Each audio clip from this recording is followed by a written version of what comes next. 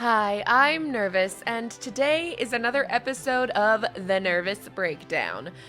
This is very aptly not a planned breakdown. This is a spur of the moment breakdown brought upon by the news that we have what I would consider confirmation that the Tales from the Pizzaplex books are canon to the game's timeline. I just want to talk a little bit about what that means, my initial feelings on it, and kind of what I hope, I guess, now what the secret of the Mimic is. Because since the game was announced, I and many others have been under the assumption that that game was what was going to confirm or deny TalesGames, because it seemed, first of all, it's called Secret of the Mimic, so let's just, get that out of the way. But also it seemed to take place so early in the timeline or have connections to things so early in the timeline that it was like, oh, well, there's no way they're not going to discuss the Mimic's origins in this game. So now the question is, okay, what is the secret of the Mimic? If now TalesGames is confirmed in the games, as far as I am concerned, and if you don't know what all that is, I'll go into it in a second, but now that it feels like TalesGames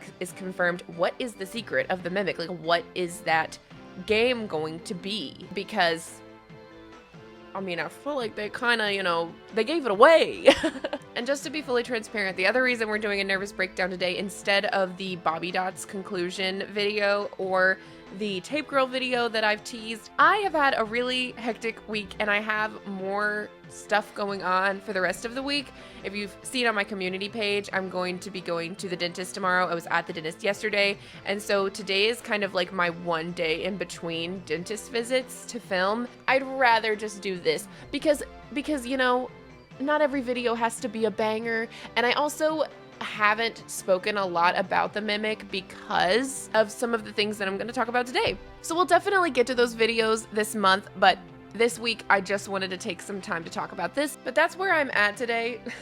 Hello, Toad. But this is where I'm at today, so we're just gonna have a chill day and we're gonna talk about the Mimic and my thoughts about that. And then moving forward, we'll go back to our regularly scheduled program of going through all the Tales books. So first things first, let's just get out of the way what was shown to us that is making TalesGames seem confirmed. Like, in my opinion, it is confirmed, but I'm not going to sit here and say that everybody's going to take all of this as confirmation. I just don't really know where else we go from here, right? Like, if this isn't confirmation, I don't know what could be. First of all, Five Laps at Freddy's revealed a new billboard sign in an update, and it was for Edwin Murray's vacuum that he makes in the Tales games. For what it's worth, we all understand Five Laps at Freddy's has questionable canonicity, the things that are inside of it.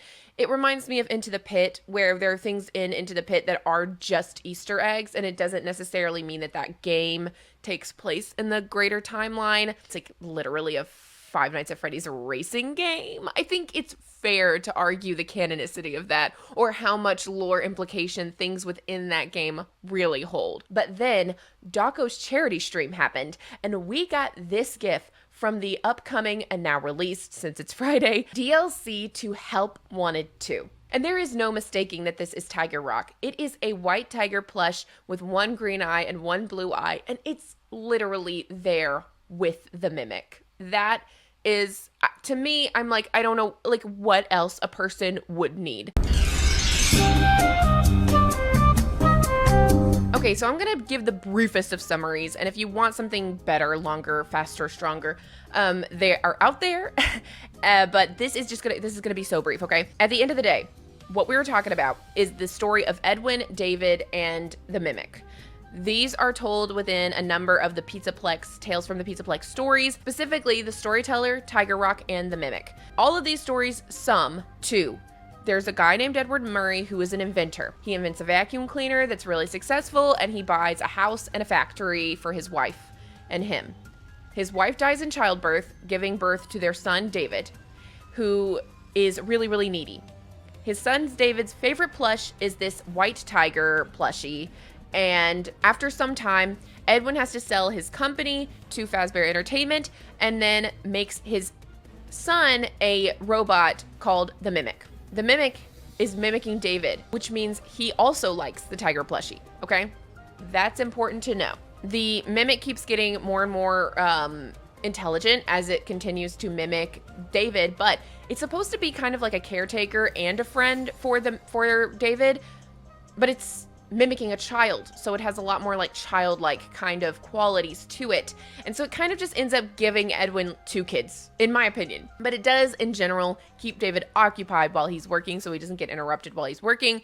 He works for Fazbear Entertainment now, and so now his job is making the endoskeletons for the characters that Fazbear comes up with. So they send him the costumes, and he makes a character. So he's making, like, Chica and Bonnie's endoskeleton, like, throughout this story, like, that's kind of, okay, how he's connected, right? After so much time passes, David is getting older. It's making the, like, work-life balance of everything with Edwin a lot harder. David, one day, runs out into the road chasing a ball and gets hit by a van, and it kills him. And this sends Edwin into a spiral of grief, you know, because he already lost his wife, and now he doesn't have his son, and he feels, you know, responsible because he wasn't watching his kid. He enters like a full like grief like breakdown, and when he comes out of it and tries to start working again, the mimic is still active, and it's mimicking his dead kid. And this pisses him off. He freaks out, flies off the handle, and beats the mimic. Full on rage attacks this animatronic, who objectively was just doing as it was programmed. He comes out of it and he starts being really regretful and upset about what he did, and he runs away. But he leaves the mimic behind. And Fazbear Entertainment absorbs that entire factory because he sold his company to them. Years and years later, Edwin comes back and he demands to be put on the board of directors for Fazbear Entertainment now that the Pizzaplex is up and everything. However, now it's a competition of sorts between him, Edwin, and Mr. Burrows, the head of the board. They clash because Mr. Burrows wants to move forward with a lot of more AI stuff, artificial intelligence kind of things. And Edwin is like, no, we don't want that. We don't want to do that. At the end of the day, he loses the argument and they build this storyteller tree. And it freaks Edwin out because as they're building the tree, he sees employees carrying a large white tiger animatronic with one green eye and one blue eye, and it freaks him out. So since they've installed the storyteller tree, there's been a bunch of weird stuff happening at the Pizzaplex, and it makes Edwin really uncomfortable, and he feels like he needs to investigate the tree. So he does. He sneaks in, and he finds out that they are running the Mimic One program on this, like, to run the storyteller. Like, that is what the storyteller ultimately is this Mimic One program. And Edwin knows, like, oh crap, you know what I mean? So he tries to communicate with the storyteller using the same language that the mimic and David used when they were younger. I didn't go into that because it's not important beyond just the fact that it exists. But, you know, there you go. Ultimately, Edwin discovers that he's trapped in the trunk with the storyteller and can't get out. He knows he's going to die there, and so he spends his final moments telling the storyteller, the Mimic One program, over and over again that he's sorry, and dies in there. Woof. So that is a basic summary of things. There's way more, and it's all important, but that's just the basic overview for people who don't know. And I don't know why you'd be watching this video of all videos and not know, but I'll feel like a butthead if I don't. At the end of the day, when we're looking at the things, we're like, okay, white tiger, one green eye, one blue eye, and the vacuum cleaner are both being shown to us within like a week of each other. Like, to me, if you see this and you're still questioning the canonicity of Tales from the Pizzaplex within the game universe, you're never gonna, like, there's nothing, you know what I mean? Like a character in the game could literally come out and be like, hey guys, just to interrupt the gameplay flow here, I just want to say, me and the developers have been talking, and we feel like it's time for everyone to understand this. This is the same continuity as the books. It's the same one. Just so y'all know. And then go back to the regular game. And people, like, that kind of person, you know what I mean? You still wouldn't buy it. And I say all this as somebody who is disappointed that TalesGames is the canon thing. So I want that to be very clear. I'm not trying to be a hater or a weirdo about it. but I am disappointed because I feel like there were better stories to tell for me. And the games and the timeline, it's not all for me. This isn't like, Nervous's show, and that all of these things in this universe are being made to specifically satisfy my creative preferences. But I want it said like that because it's important to me to be like, I think this is confirmation and I don't want it to happen. Like, I don't want it to be true. Like, I'm someone who likes the idea that Henry made the mimic and that it's this old secret thing that he potentially used to help him, be able to run the Pizzaplex and be there for Charlie. And that ended up being something that led to her ultimate demise. Like, that's why nobody was watching her that night when she met her ultimate fate.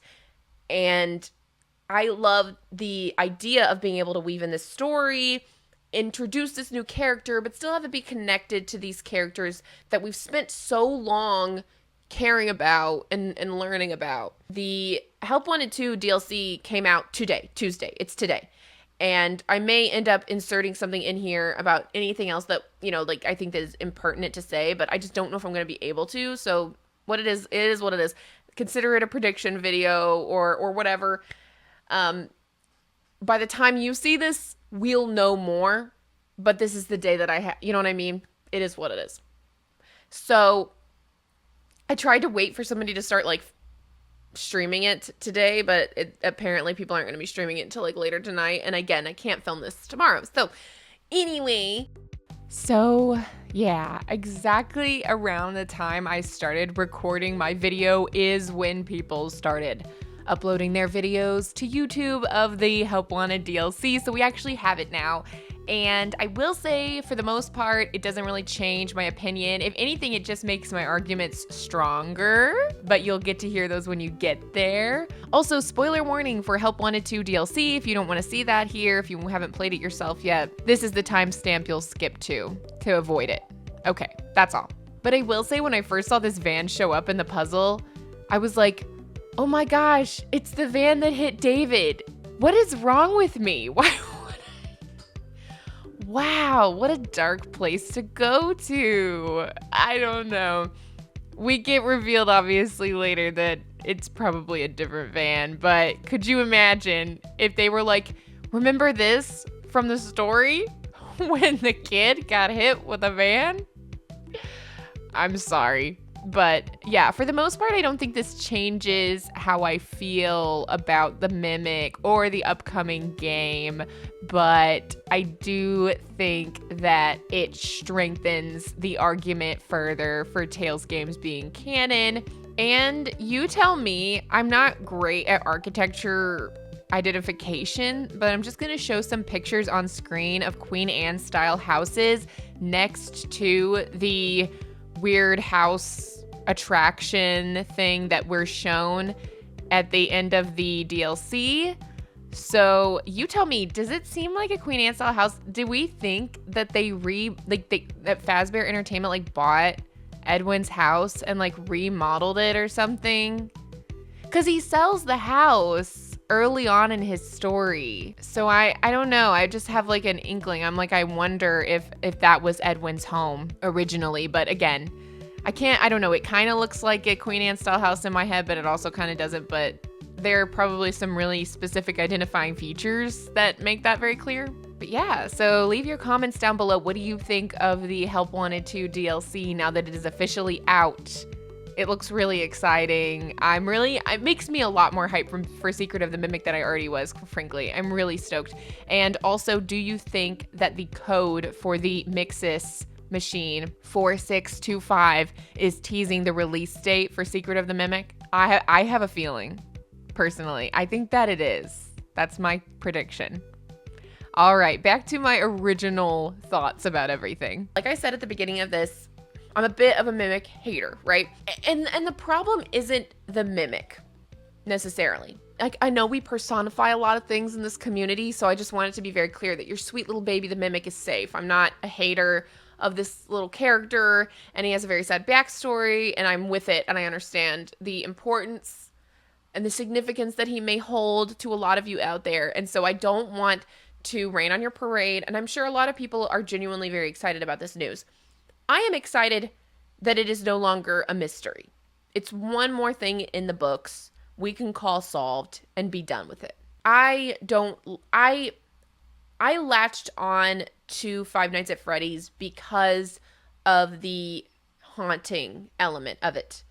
I was attached and still am attached to the concept of spirits being a part of the story, and this being confirmed kind of wipes away any of that, any inkling of haunted characters existing within this franchise, because everything that is going on in the Pizzaplex is a result of the Mimic's influence. At the end of the day, I have to be honest, I really loved the idea that the stories and tales were trying to give us an idea of what happened, but using different characters, so we still had to put the pieces together.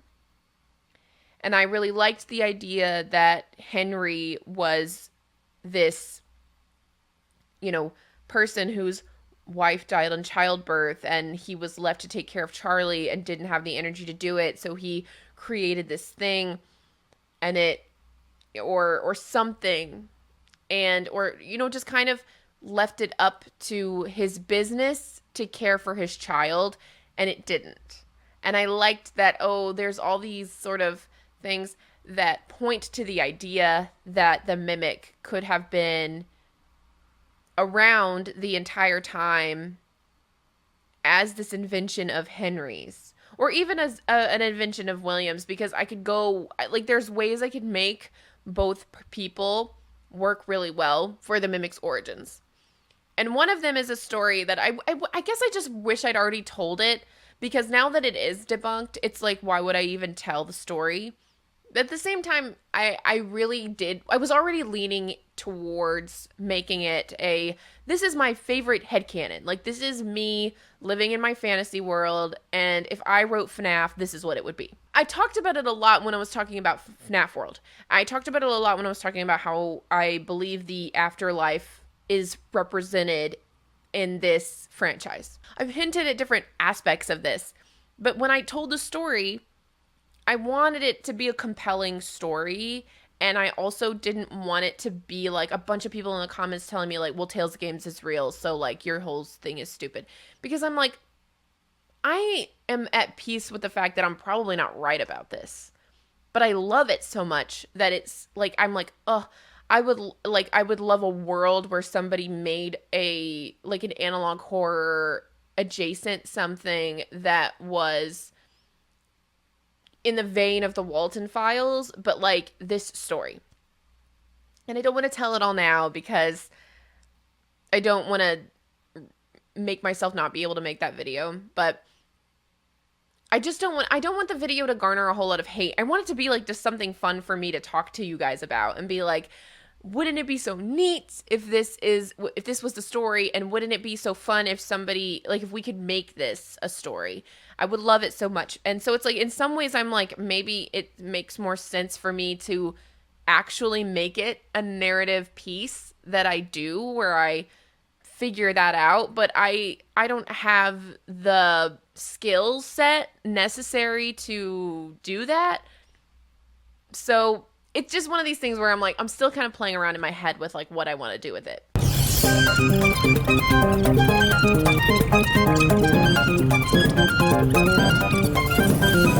I don't know. It's like sometimes I'm just trying to have fun, and I feel like sometimes I'm not it's not that I'm not allowed to have fun. And I could put the video out anyway.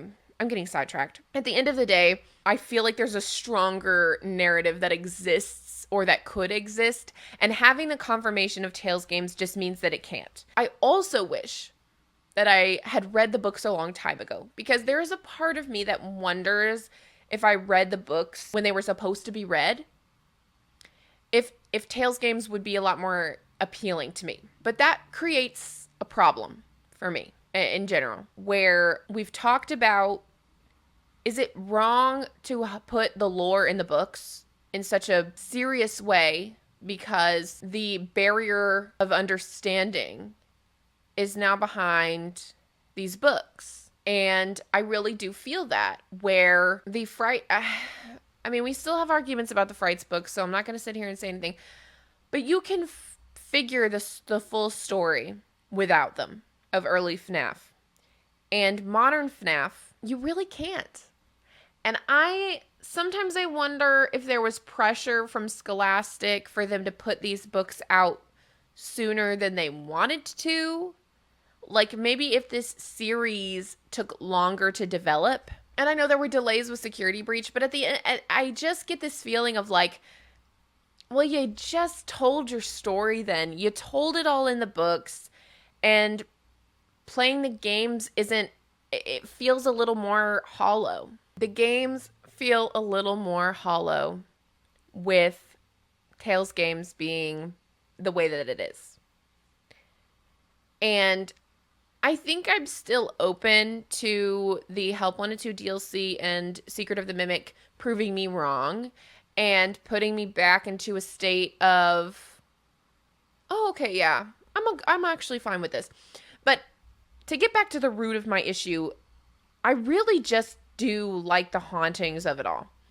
And I loved the idea that, I mean, specifically even FNAF pointed out a lot of the kind of narrative that I would have enjoyed Steel Wool Studios exploring, and Scott, I guess, where the sort of evil Charlie of it all comes into play. And as a disclaimer, the idea of the FNAF 6 and Ultimate Custom Night games clearing up and ending that part of the saga, I get it. And in a lot of ways, it's like, I know that there were so many people who were like, oh, Charlie's back, and oh, Baby's back, and everybody's back, and oh, and Michael's in Glamrock Freddy, everybody's back, nobody actually died in the fire. Oh, and there's Burn Trap, And I understood, I was like, oh yeah, we would want new characters, we would want new things going on in this franchise, not this again. But I'm losing the heart of why I got into FNAF in the first place, and that's unfortunate. I really like the idea of the hauntings, of this ground just being haunted, of this cursed in a way. And just where we are now, it's more just, I mean, we're asking new questions now and exploring new topics now. And I guess there's a part of me that needs to accept that just because what we're dealing right now, to me, is tired. I have heard this story about the Mimic in numerous other pieces of media. That, I think, is why I'm like, we're doing this. Because I'm just like, okay.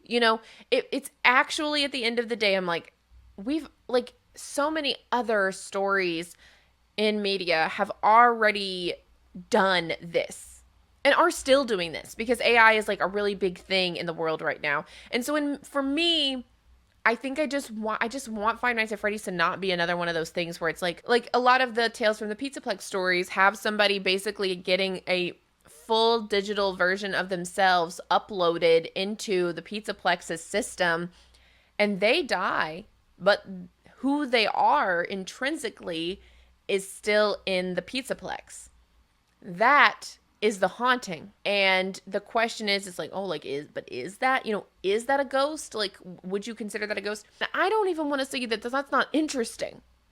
I've just already seen the question asked by so many other pieces of media that I did really enjoy. And if you want some examples, I have a couple right off the bat that come to mind immediately. One of them is one that I've been thinking about for the longest time, and I've wanted to make a video on this specifically, but I think it may work to just talk about it here. But if you've ever seen the movie Chappie or heard of the movie Chappie, I'm about to spoil the whole thing for you. So if you want to watch it, I don't know.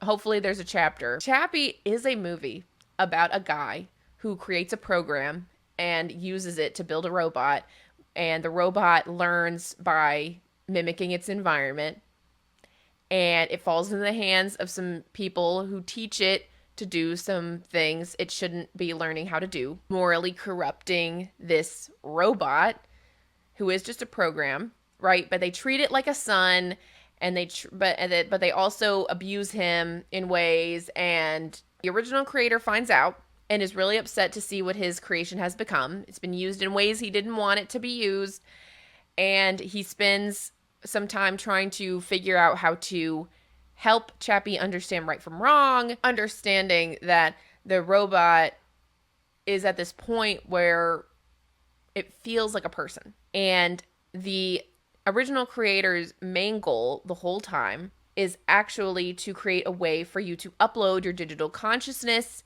into a robot so that you don't have to die. And big spoiler, climax of the movie, Chappie's adopted mom dies, but she's also the one who was kind of partially being the reason that he knew all these awful things.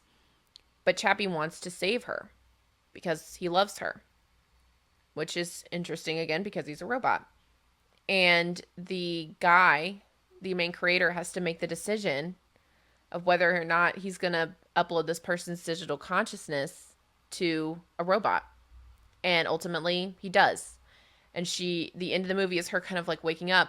And the question is like, is that still going to be his mom? Is that still going to be the same person with a digital consciousness? Basically, digital consciousness transference.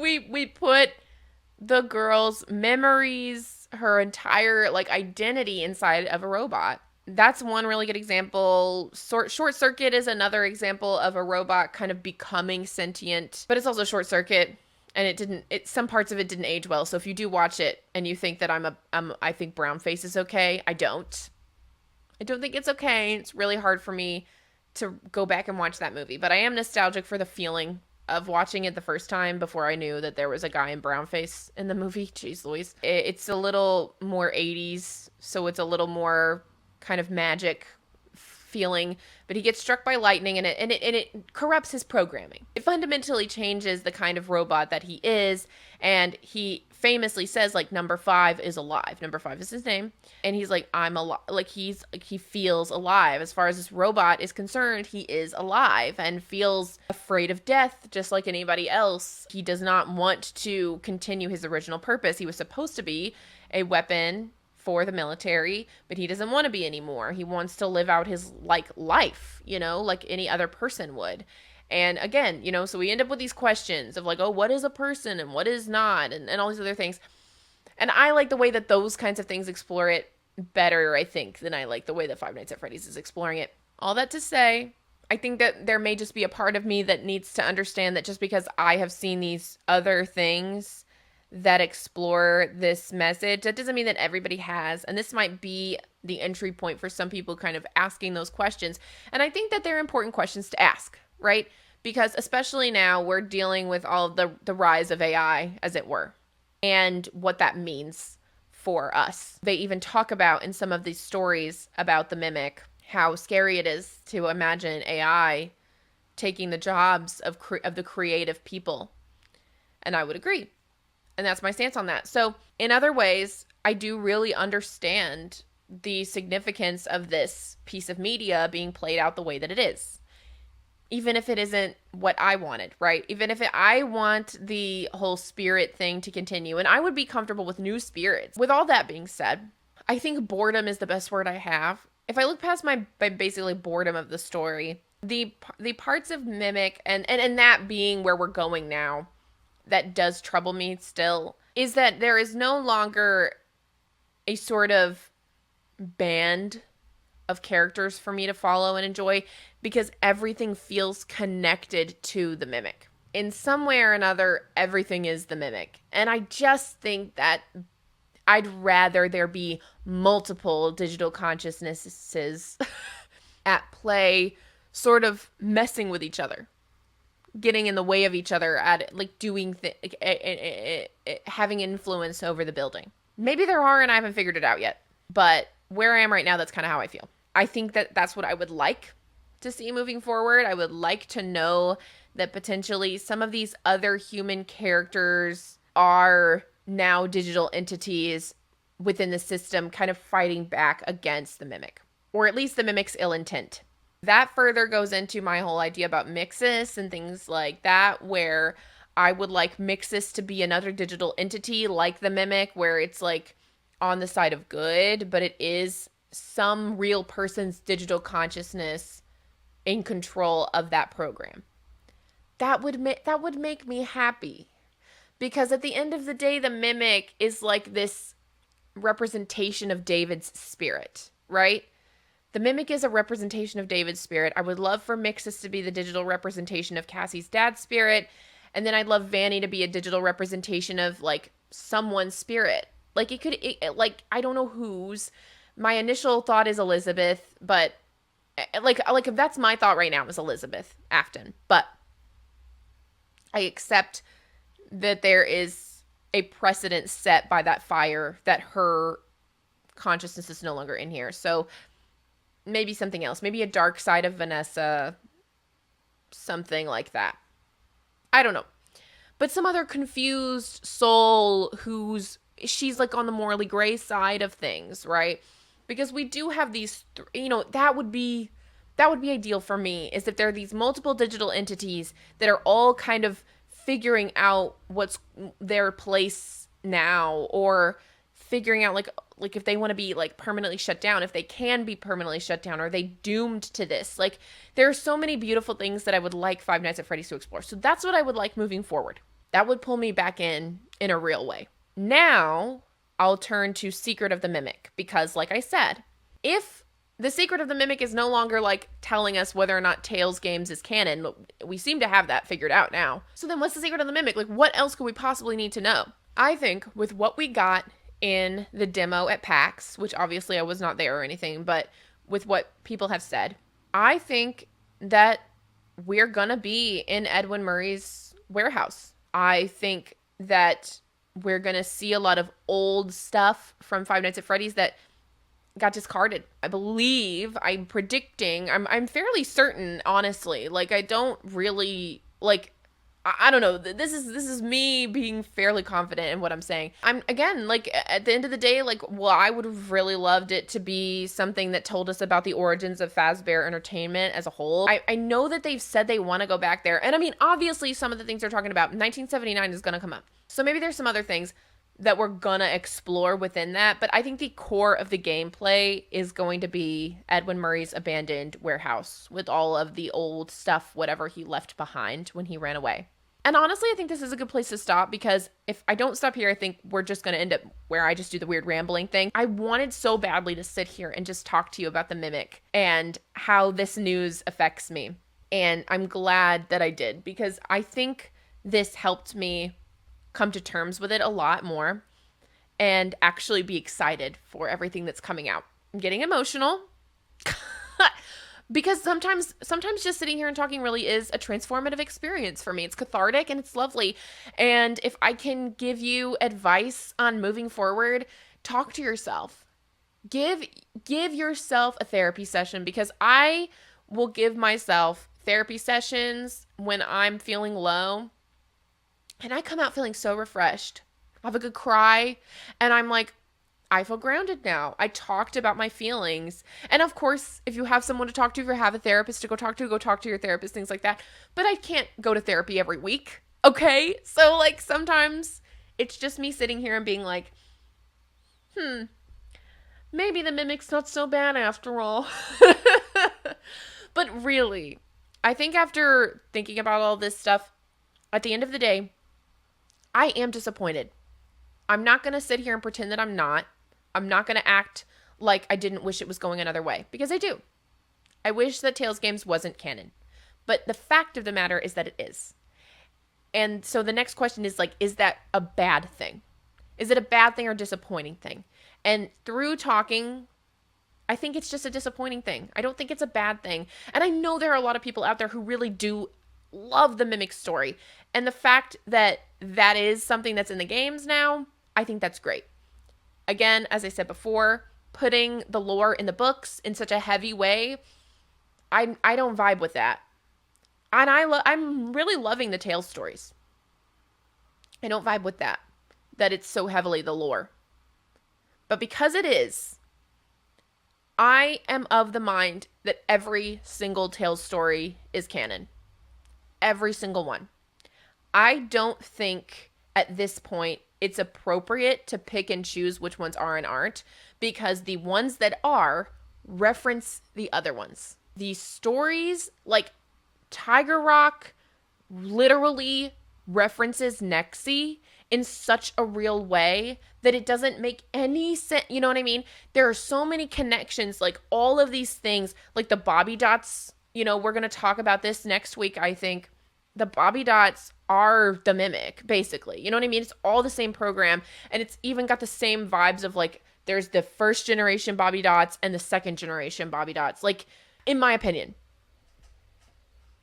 there's too much overlap from what we consider the canon stories and what we don't. At this point, I'm like, I'm going to move forward. There was a Freddy Fazbear's Water Park, and it's probably where Captain Foxy's pirate adventure stuff came from. 2 towns over is the Pizzaplex. You know what I mean? So I'm moving forward under the assumption that every single Tales story is canon. That's me. Lally was real and killed people. Like, that's probably the best framing for me moving forward. Is I just have to see these stories as canon. That being said, when I'm making videos, I will still use what I call protective language. If you know what protective language really is, it's funny that I'm using it for FNAF videos, but I'm using it because there's a chance that I'm not right. And if you're viewing this story in my theories from a different vantage point, I want to give you your thing too. I want to be like, this is where my brain is going, but if you believe this other thing, then this is where my brain is going. So I want you guys to know that I'm like, I have what my belief, but then I have my like, but I'm capable and willing to look at this from these other perspectives. And in that case, this. I hope that makes sense. That is where I'm moving forward. I think that Tales is confirmed. I think that TalesGames is confirmed. And I believe that all the Tales stories are canon.